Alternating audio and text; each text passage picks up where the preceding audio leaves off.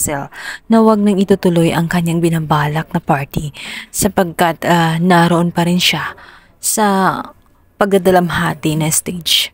Subalit hindi pa pipigil itong si Basil. Ginawa pa rin niya ang mga plano tungkol sa gaganaping birthday at gusto niya maging bongga ito. At nainis si Aurora matapos niyang makita na maging ang pinakapaboritong lugar nitong si Paco ay tatanggalin niya. Hindi makakapayag si Aurora. Sinabihan niya itong si Basil na napakalakas ng loob niya na mag-celebrate ng birthday. Gayong kakatapos lang ng memorial nitong si Paco. Kaibilis naman niya na alisin ang mga alaala agad nitong si Paco. Subalit sinabi ni Basil na gusto lang niya na palitan ng mga masasayang moments, lalo't birthday naman niya ito.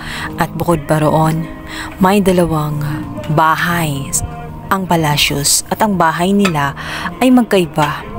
At yung park na iyon ay exclusive ng pamilya, kung kaya't hindi niya dapat itong pigilan. Walang nagawa si Aurora kundi ang magsisisigaw na lamang.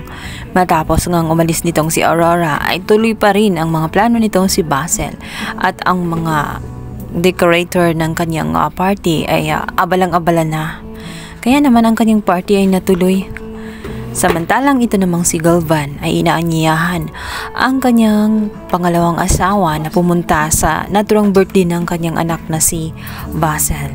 Subalit ang anak niya sa labas ay hindi natutuwa dahil nung minsan na pumunta siya sa palasyo ay nilockdown siya nitong si Basil na may pagka-arogante nga itong si Basil kaya hindi niya nagugustuhan.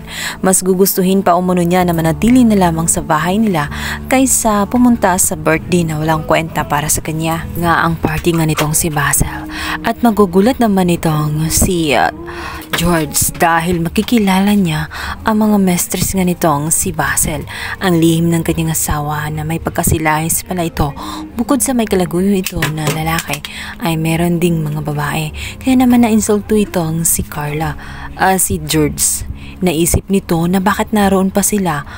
Gusto ba daw nilang mag-announce na magkakaroon na sila ng anak? Dahil nagpapanik nga itong si George sa kanyang posisyon.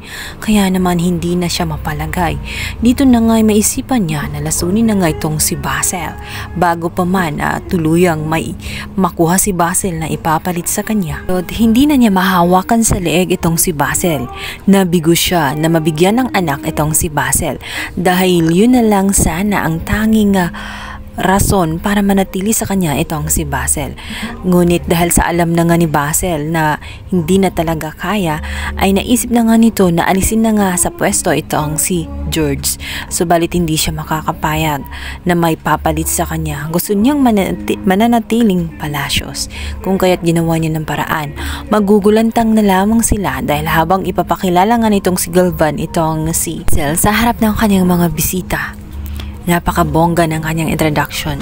Subalit magugulat sila habang ito'y nagsasalita ay bigla na lamang magkaroon ng brownout.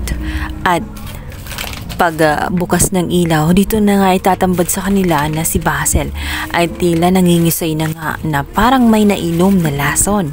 Sino nga ba ang lumason sa kanya? Ang kanyang bang asawa na ito nga si George na ayaw mawala sa kanyang pwesto bilang nakahilera sa pagiging Palacios. Sa kabilang banda, si Rebecca naman ay mayroong ikukwento sa kanyang kaibigan na meron siyang napanaginipan ulit. Meron umanong dalawang palasyo na magbabalik sa palasyo.